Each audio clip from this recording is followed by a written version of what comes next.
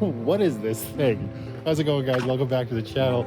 I'm in a place in Calgary called Legacy. It's a fairly new place in the city, and I've never seen anything. Looks like money well spent, if you ask me. Look at this thing. I guess it's a bird. Maybe it's a white phoenix rising from the ashes down there. Either way, it looks cool, so whatever. I'm not really a big tour around the city I live in kind of guy, but I haven't been out here since this whole little strip mall was put in. Like this is why I'm here. But like all this, right? A giant bird. Obviously it fits right in. The lights are cool though, I'll give it that.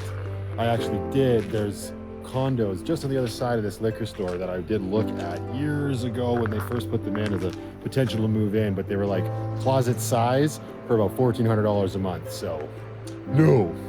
Anyway, that's not what this video is about. This video, if you click on the thumbnail, is a Q&A. So I'm gonna rip in here, probably grab some Lucky from a very fancy liquor store because that's hilarious. Then let's go back in Lucky because it's freezing and answer some questions. Warmer and more comfortable. Hello, if you are new, if you were just joining us for whatever reason you wanted to click on that thumbnail for a question and answer video, my name is Matthew. I live in a Chevy Express, a 2007 Chevy Express with 2 cats. So if you see cats wandering around during the course of this video, don't be alarmed, it's normal. I have been sort of compiling a list of questions that I've seen in my comments over the last handful of videos. One that I didn't really write down, but that I feel like I have to keep reiterating because people will be like, oh, where's the snow? It's supposed to be winter. Your last video had snow. I film a lot, and I filmed a lot of content before the channel took off and after the channel took off, and there are just videos that are out of sync. I do stuff like this where it's more real time, and then there are videos that I filmed all the way back at like the beginning of December that probably won't come out till the middle of January, and there's stuff that I filmed last week that won't come out till the beginning of February. I mean, if you want to stay up with me like real time, come join our Patreon community. We have a blast over there. So I'm not so flashy and fancy that I like screen grabbed the questions from the comments, although I should have done that because it's just kind of more aesthetically pleasing, I suppose. But no, I just wrote them down old school with pretty pink writing. I have a pink pen in here. Get out of here. And I figure we'll just go through these as I fold my laundry, because that's got to get done. So in no particular order, how do I keep my water from going stagnant? This question came from a video that just came out this week when I was going over my water tanks. My water storage is in here. I've got a big 20-liter, 6 gallon water tank under there. I actually had 2 at one point. I've removed one since then. It's a whole thing. So it's a fair question, I suppose, but I think it would be a little bit more relevant in the summertime when it's warmer out. It's so cold here, I can't imagine this water going stagnant. Also, I use a lot, right? I use that water to make my coffee in the morning, to drink my soda stream, which I'm a little bit of a fiend with, fill the cat's water dish every day. So that water's constantly moving. But I top it up, 1, to keep it from freezing completely, and 2, just because that's how much we use. So that hasn't been a problem yet, but might become one in the summer when this place turns into a hot box. No, not that kind of hot box. Everybody calm down. Number 2, and again, these are in absolutely no order, so this will be fun. Let's cut to some B-roll here. I had my new best friend ask me, I've got a iPhone and a Windows PC. How do I offload iPhone footage to the PC? Well, it's real simple. You take that white cable that came with the phone that you use to charge your phone, usually plug it into the wall, plug that into your phone, plug the other end into your computer. This is actually good that we're showing this B-roll footage because I'm folding my Ginch right now. It's not dirty Ginch though, so everybody just relax. After you plug it into the computer, open up your Windows Explorer or your folder or whatever it's called, and then on the left-hand side there, it should pop up Matt's iPhone. Well, probably won't say Matt's iPhone, it'll probably say whatever your iPhone name is. If you haven't changed your name, it'll just say whatever iPhone model you have. You click on that, your phone might ask you for permission, or the computer might ask you for permission. One of the two, either way, give it all the permission. And then you're gonna get I believe a DCIM folder, if I'm remembering correctly. Open up that folder, and then you're gonna be presented with Apple's very clean, easy to understand, very navigatable folder. So I'm kidding, it sucks. It's the worst system ever. I don't know why Apple does things that way. It's super annoying, but I believe it's like year and month that the folders are broken down into, and then there'll be an A, B, C for the month for however many photos or videos you took. Go into your folder. I highlight all of my video footage. I right click, I say cut, because I don't want any of that left on my phone. And then I find a folder on my Windows desktop and I paste the footage. And it'll, depending on how much footage you're moving, it could take a while or it could be real fast. I hope that answered that question. I do it almost every day, sometimes 4 times. Is there something I miss about sticks and bricks? Sticks and bricks are houses or apartments or condos or townhouses or cabins or whatever else you might want to call a physical location that's stuck to the ground, in case you stumbled upon this van life channel and you've never heard the expression sticks and bricks. Oh, look, more Ginch. Anything I miss? It's still so early for me to answer that question, I feel, because I do feel like when you first start this lifestyle, or any lifestyle where it's a dramatic change, like most things you experience in life, there's going to be a honeymoon phase, right? And believe me, I have had my fair share of trials and tribulations, and I still feel like I'm very much in that honeymoon phase. The obvious answer is a toilet, right? The comfort of being able to just get up and walk down the hall and use your washroom if it's the middle of the night and, you know, nature's calling. Get up and shit! That's a little bit more difficult to deal with in a van. Obviously, I've talked about it quite openly on my live stream. I do have a bucket. I've only had to use it a couple times because there are plenty of washrooms around, in terms like Walmart's, McDonald's, Tim Hortons, Rona, Revy, those ain't things anymore. Home Depot, Lowe's, that's what I was thinking, Rona and Revy. Malls, right? There's washrooms everywhere. You just kind of have to make adjustments and be okay with going in public places. So if you've got like nervous bladder syndrome, or you can't, you know, poop in public, I don't know van life will be the easiest transition for you. But yeah, in terms of that stuff, I miss sticks and bricks. Nah, man, that's so far, that's it. Let's revisit that question in like a year. Maybe I'll have a more solid answer. What rum do I drink? I am a rum drinker. I was going to say connoisseur, but that's just giving me far too much credit. I'm now realizing that I wrapped up that sock with the wrong sock because I only have one pair of these. Yeah, that one doesn't match. I drink spiced rum. I'm really not that picky, but my newest favorite, and for the longest time it was just like Captain Morgan's and then eventually Sailor Jerry's, and Sailor Jerry's is really darn good. But my newest poison is this, and my uncle just happened to buy me a bottle of it for Christmas.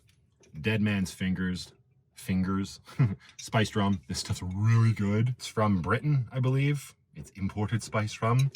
Spiced rum makes you feel like a pirate. Well, any rum makes you feel like a pirate. A Dead Man's Fingers, spiced rum, baby. But again, I'm not picky when it comes to spiced rum. I love Bacardi. Well, they used to call it Oakheart. It was delicious. Now it's just Bacardi spiced rum. My cats that I mentioned at the top. They don't run away. I believe the context was my cats don't run away when my doors are open. As of yet, no. They're still very much in the honeymoon phase as well.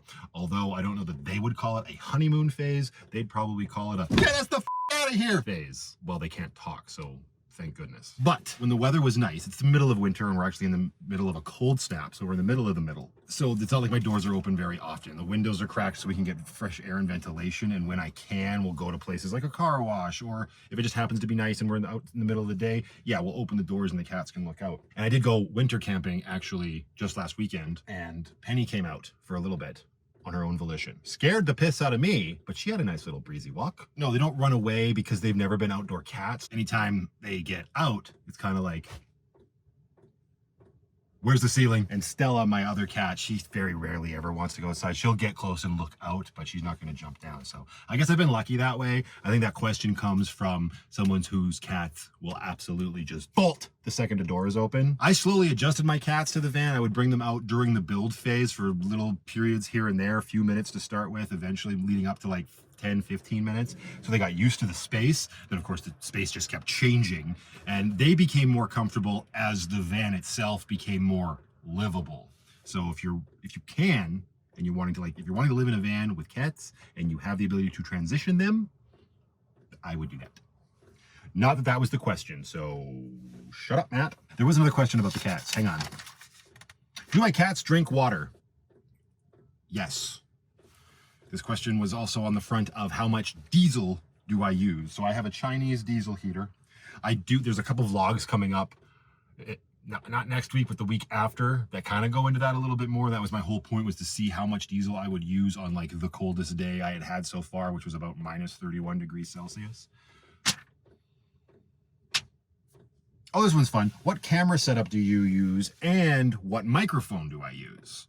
So I use my iPhone. It's what I have. I used to be like, I'm a photographer by like trade, or I was for like 7 years. And I guess I still am. But I went through that period where I thought I had to have the best of the best. But when it comes to photography, which also speaks directly to videography or cinematography, however you want to spin that yarn, it's how good you are, how comfortable you are using what you have.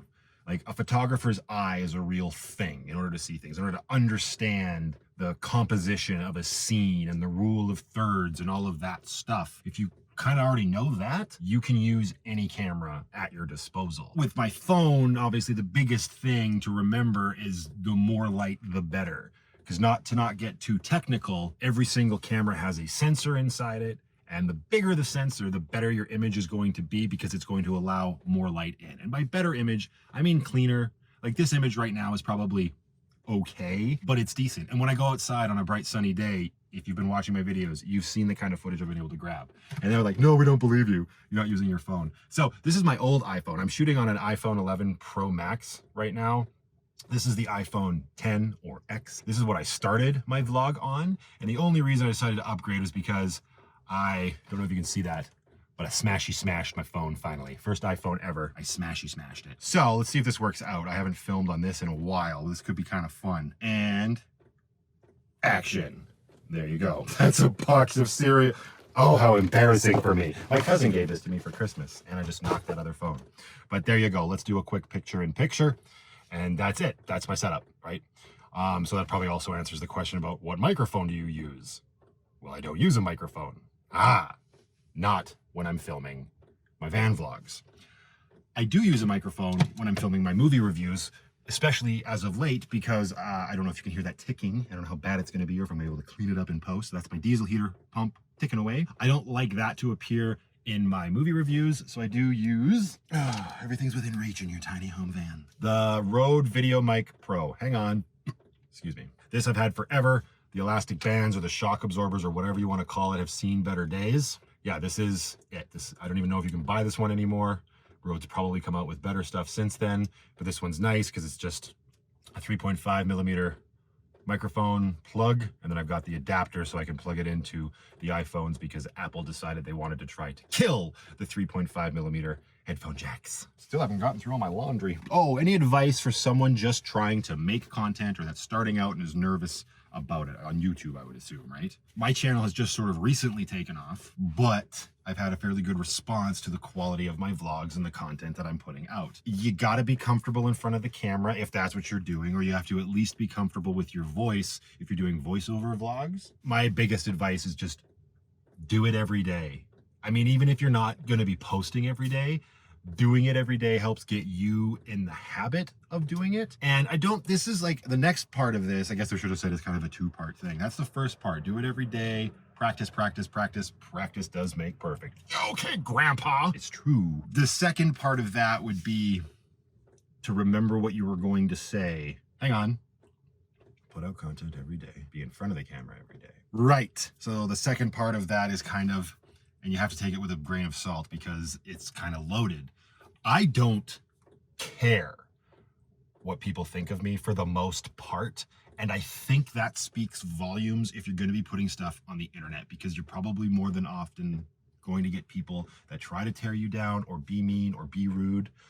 And you really have to just not care. That you could pair that with confidence, I guess, but it's a whole matzo ball of nonsense that would need to be unraveled in a whole separate video if we wanted to start talking about like the logistics and how I view. Confidence is not the right word, but like just your ability to not give a shit, right?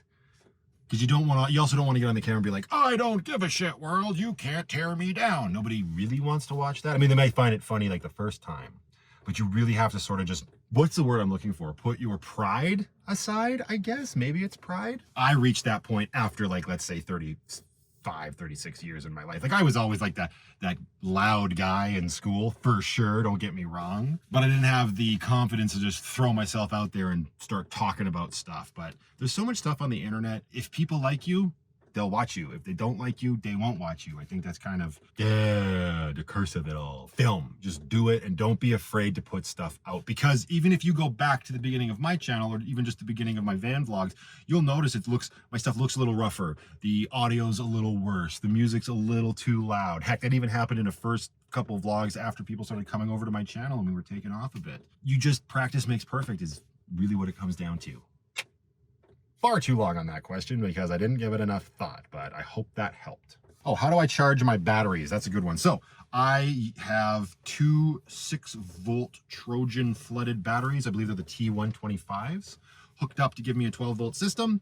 I charge them either by shore power, as I have that installed, or if I'm driving around, I have a 40 amp DC to DC Renogy charger, which is basically connected to the power of the engine and sends power back to the batteries when I drive around. Solar is in the plan.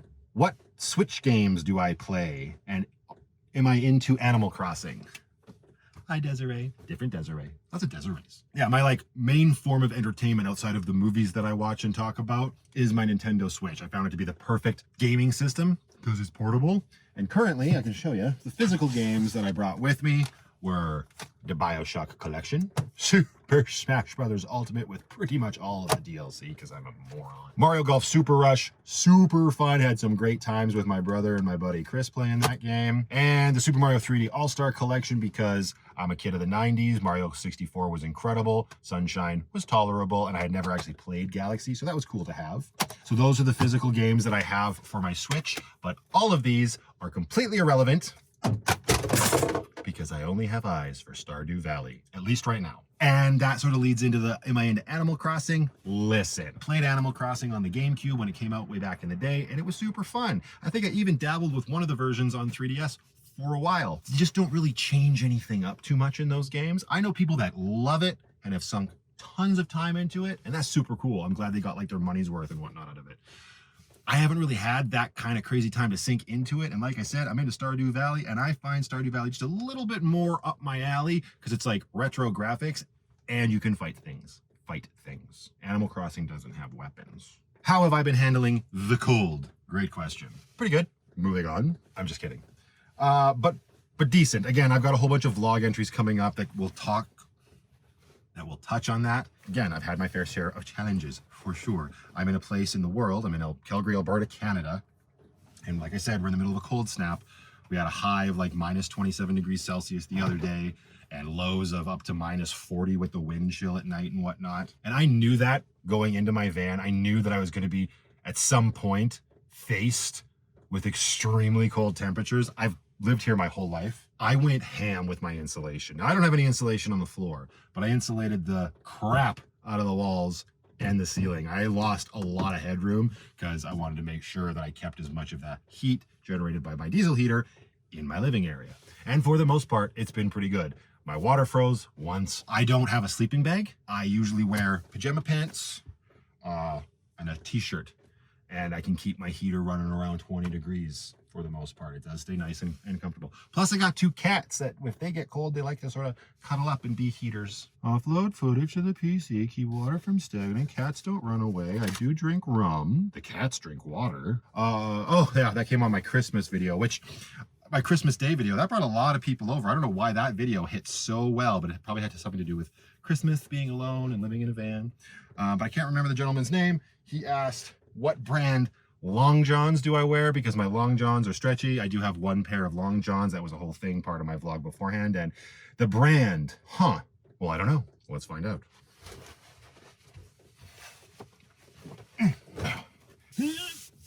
Okay. They are Athletic Works. I got them at Walmart. Athletic Works.